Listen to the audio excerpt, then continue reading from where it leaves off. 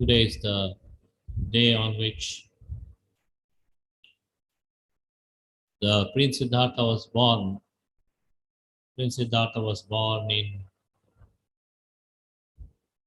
the place called Lumbini, present day border area of India and Nepal.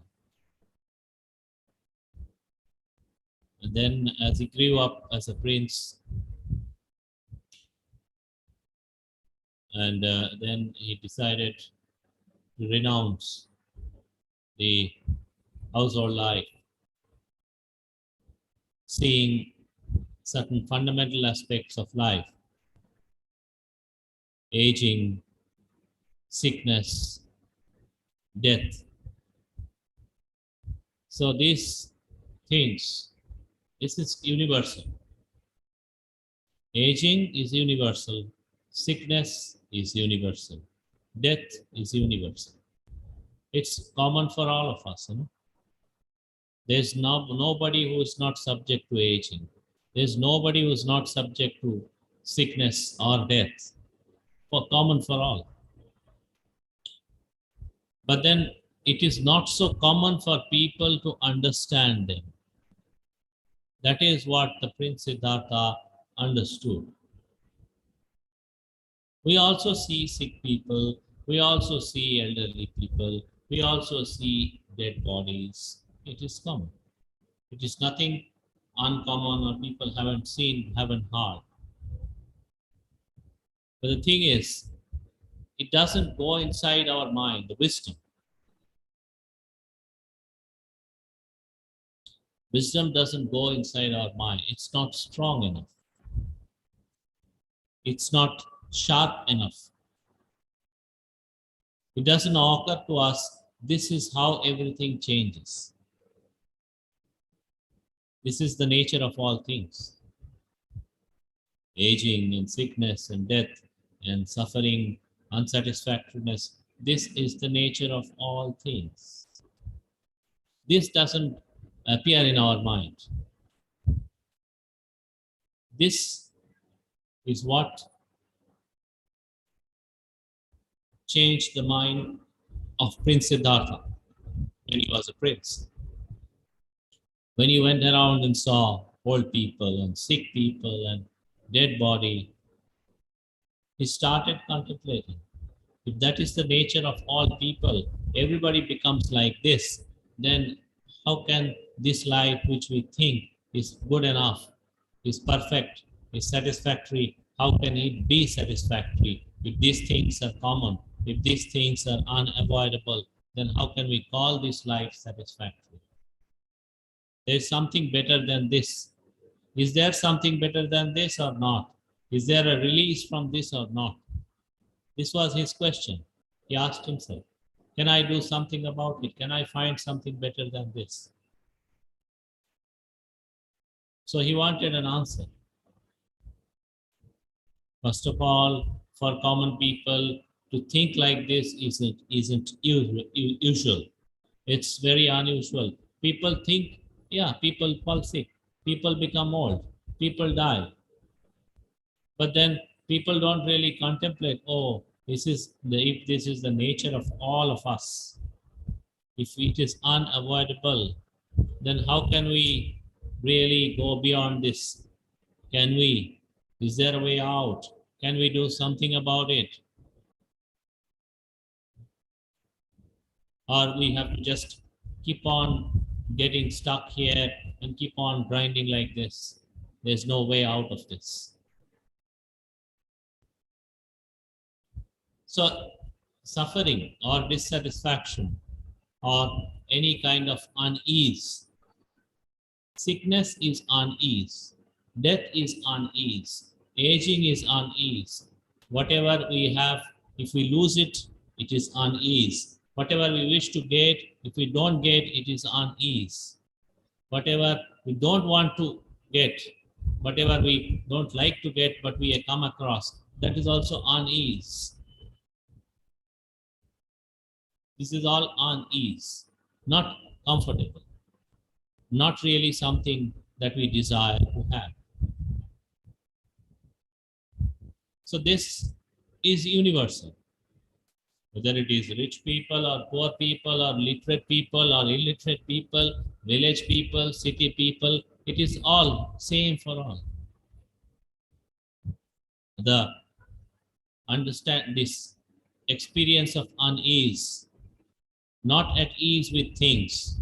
When you come down here, you sit on this cushion or in a chair.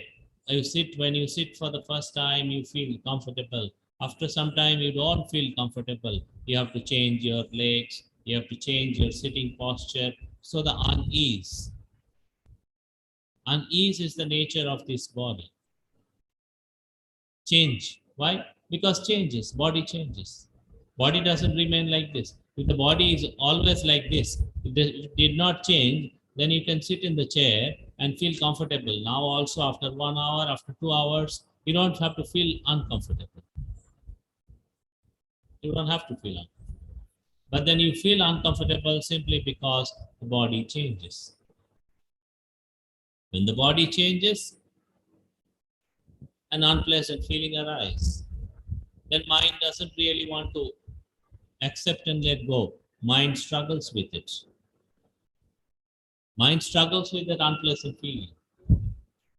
Why this discomfort? But mind doesn't have this wisdom of change. Knowing the change correctly, mind doesn't. So when the mind doesn't, then mind struggles. It doesn't want to accept the change. Just that I'm talking, my throat becomes dry. It's the nature of this throat. No? As simple as that.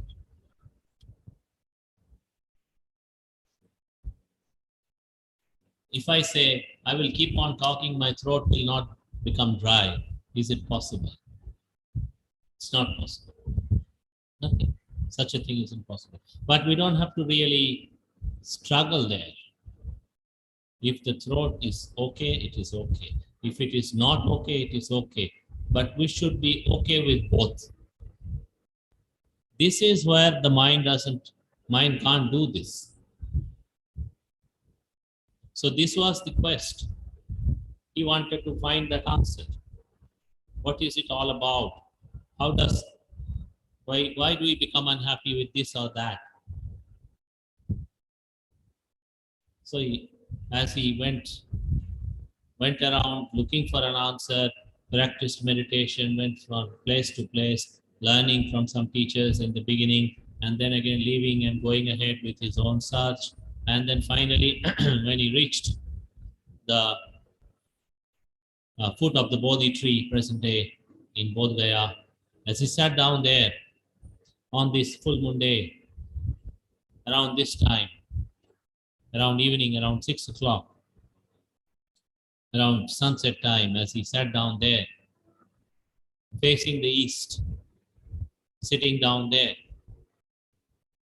what did he do? He looked into his breath. He allowed his mind to stay with his breath. Just that as we were practicing, the same, in breath and out breath. Allowed the mind to stay with the breath. As he allowed the mind, of course, it is something that he has practiced life after life for several lives.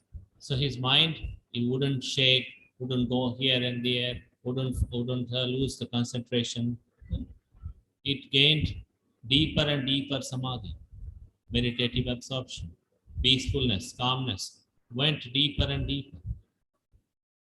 As it went deeper and deeper, then his mind reached to a very high level of samadhi, meditative absorption. Then what did he understand? Started understanding. Then his mind traveled backwards, started seeing his past lives, how he went around from life to life, in one way or the other, sometimes as a human being, sometimes as a divine being, sometimes as an animal, in different ways. His mind became so sharp. his wisdom became so sharp, his mindfulness became so sharp that it could clearly remember and recollect everything. So he went back looking into his own past lives, one and two, and then hundreds, and in thousands, and in billions, and in billions. It became so sharp at one point of time that in a flash he could see billions and trillions of lives. It became so sharp. That is only when a person becomes the Buddha, his mind, before his enlightenment, his meditative absorption has reached such a high level that he can see things which other people not even cannot see. He can see this, much more than this in a flash. So he could see so many of his past lives. Then he started focusing this meditative concentration of his mind to look into the lives of other people. Okay, if this is with my life, if I had been born and died like this, what about other people? What about my parents? What about my wife and son and the other people and relatives and others? And then he went on to expanding, and then his mind again, it was so sharp and powerful that he could see the past lives of other people at that time. And then not just his family members, so many. And then he started expanding at various levels of existence. At the level of all human beings, all divine beings, all animals, all so many types of beings. So he expanded and understood it is same with all the people. Then he again focused further with his meditative concentration. If that is the case, if me and others, all of us going in like this, being subject to birth and death and rebirth and then death and birth and death like this, why is it? Why is it? There must be a cause. Does it happen without a cause, or is there a cause behind? He went to he went deeper inside his mind to find the cause. He understood actions that we do, good and bad, both good and bad, have the ability to produce rebirth, both good and bad. That's how his mind gained understanding. Actions. And then he went further. Okay, I see the actions. So many actions. Karma, Dhamma in Pali, so we say karma. I see this is the main cause for beings to be reborn. But where does it originate? Is it just like this without a cause, or the actions also have a root? Actions also have a cause. As he went looking deep into his own actions, then his mind became sharper and sharper. Then it reached to that understanding.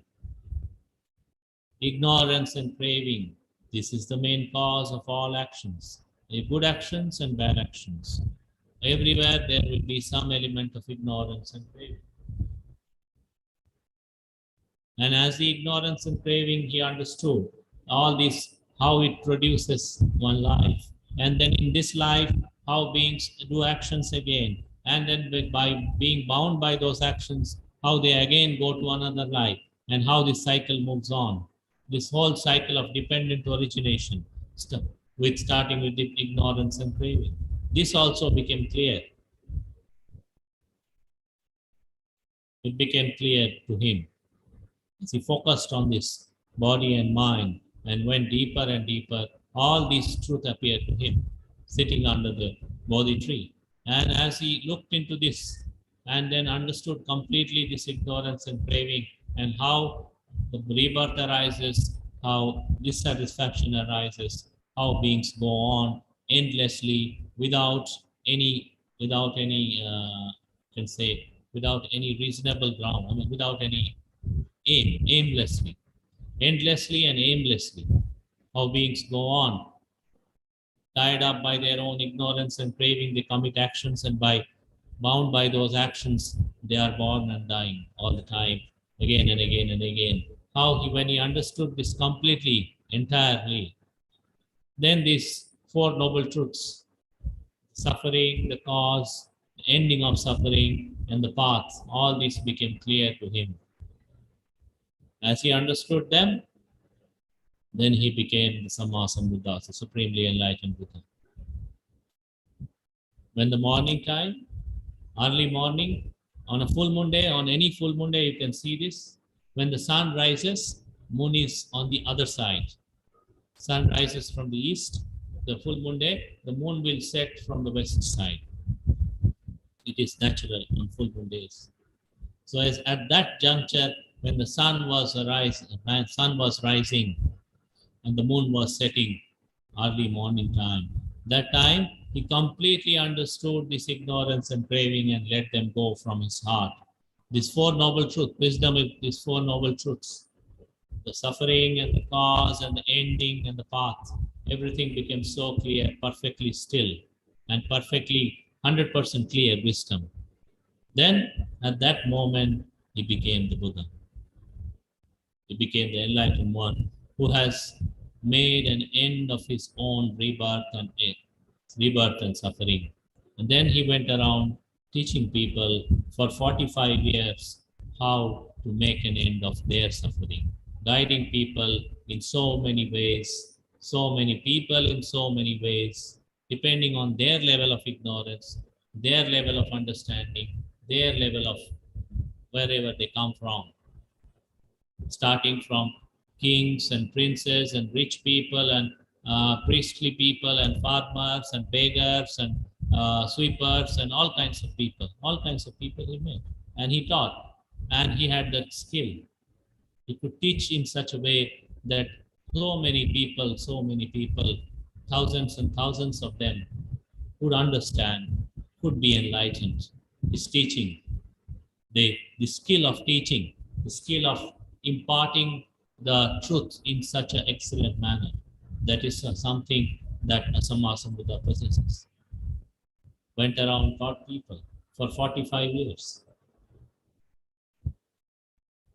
And then when he thought that his job was done, then he told at so and so time, 3 months before his Mahaparinibbana, he said, at so and so time, I will attend Mahaparinibbana at so and so place. So he declared the place and the time, everything beforehand, so that people could come to him. If they needed any instruction, they could ask questions, get the guidance, get the instructions. And on the same full moon day, on this full moon day, at the third watch, before dawn, late night, almost early morning, in Kusinara, he attained Mahaparinibbana. When he was attaining Mahaparinibbana, even at that time, he said, now that I am passing away for the final time, now that this is the final passing away of me, now that you should not think that you do not have a teacher, you do not have a guide. You should not think like this. Instead, whatever teachings I have given you, whatever instructions I have given you to practice and to purify your mind, if you follow them, uphold them, then they will be your teacher. The Dhamma will be your teacher. So he said, after I pass away, the Dhamma will be your teacher. So giving these instructions, and then somebody came to him, the ascetic named Subhadda, even just a few minutes, maybe half an hour before his passing away. Normally people, if they are about to pass away soon, first of all, they are not in a position to talk or listen or anything. But he wasn't just like other people. He was supremely enlightened Buddha. So he talked to this ascetic, Subhadda. He had a lot of doubts. What is this? Is this right? Is this right? Is that right? So he told him clearly but how to practice. He gave him instructions. And he was also a sincere teacher, sincere student. So as he listened, he continued with his meditation as he listened. And as he practiced, even before the Mahaparinibbana of the Lord Buddha, he became an enlightened monk, Venerable Subhadda. He was the last personal disciple of Lord Buddha. The first one is Venerable Anya Konyanyo, whom he taught in Sarnath, first one. And the last one, Venerable Subhadda, who was just before his passing away, he got the teaching, he practiced, he became enlightened. And then he told all the assembly, all the people who were there, his monks and lay devotees and all the people, this is the last time I'm addressing to you, all of you. This is the last time I'm speaking to all of you. And this is my last instruction. Handadani bhikkave amantayami ko vyaya dhamma sankhara. All conditioned phenomena in this body, this mind, everything in this samsara, in this human realm or in the divine realm or in any realm, all conditioned phenomena is subject to change, subject to decay. It will change. Vyaya dhamma sankhara, subject to change. Not dependable. You can't depend on them for too long. This is my last instruction. Appamadena sampadetha.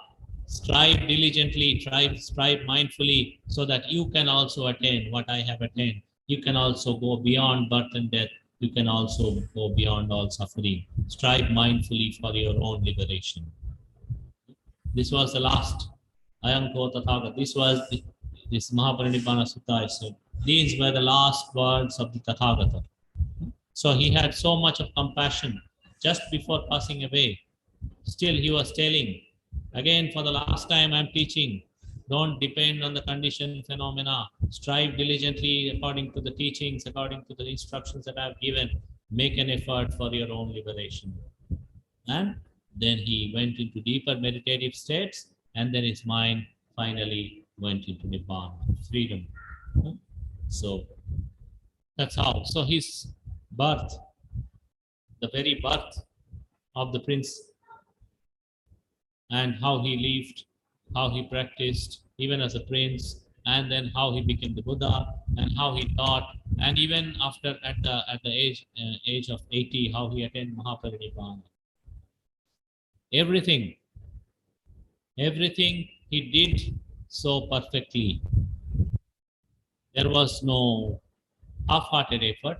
There was no imperfections. Nobody could say, oh, this is what he did, but it wasn't good enough. This is what he did, it wasn't right enough. This is what he did, but it wasn't correct enough. Nothing like this. His whole life, there was no imperfection. How he lived as a Buddha.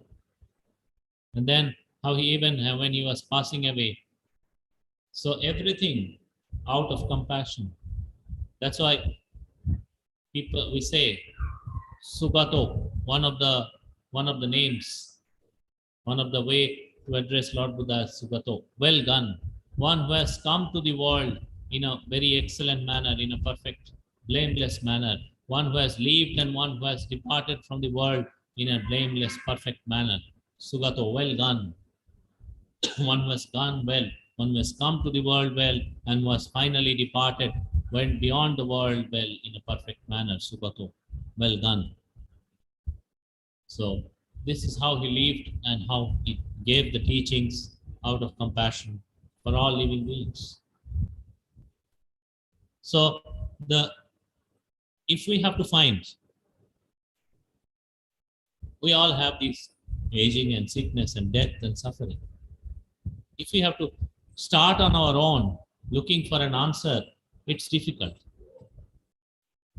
It's difficult because we have no clue, we have no head and tail where to begin. We have no idea. But then something that Lord Buddha gave us, the clear, precise instructions. You can make a beginning here, you can practice like this, and you can make an end of your suffering like this. Precisely has given everything.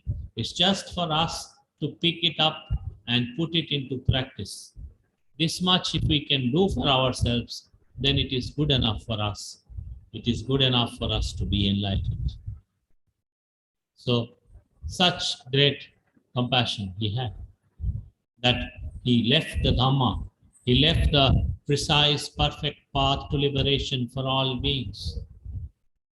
So, as we remember, as we recollect the immeasurable, excellent qualities of the Supremely Enlightened Buddha, we must also recollect out of all these qualities, as he left the Dhamma for us out of compassion, how has he gave all the necessary instructions, and as he encouraged us out of compassion to practice, not for him. He went beyond suffering. When he attained to the Samma Sambodhi, all his defilements went away, all his mental impurities went away.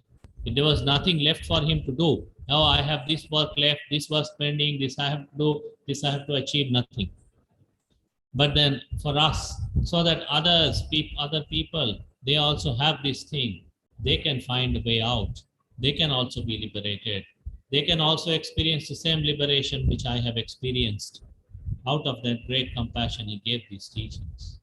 So our job is to pick them up, put them into practice. Then our life will be wonderful. Our life will be full of blessings, true blessings, blessings that lead to liberation. So this much we offer to you on this sacred, blessed day of the Vaisakha full moon day, on which the Bodhisattva was born, he became enlightened, and he finally attained Mahabodhi. So may you all remember this, and may you all put forth the effort to practice sincerely, dedicatedly, so that all of you ultimately, today or tomorrow, can find the same liberation, same Nibbana for yourself. If you do it sincerely, Lord Buddha said, if people are sincere, the path to liberation shall be open. I have opened the path. It was my job to open the path to liberation. I have done my job. I have opened the path to liberation. I have spread the word. I have taught people this is how you go. If people are sincere, the path to liberation shall not be closed. The world shall always have enlightened people. This was the words of the Supreme Buddha. So with this, we will conclude today's evening discourse, and we share the merits with all living beings, and may all of you be happy and peaceful. And also tomorrow we are celebrating the full moon day on today and tomorrow both. So tomorrow evening as well, we'll have the Dhamma programs from 6 to 7, 7:30. So those who can, please attend. Tomorrow evening also, we'll have the Dhamma programs here. With this, we'll conclude with the chanting of loving kindness.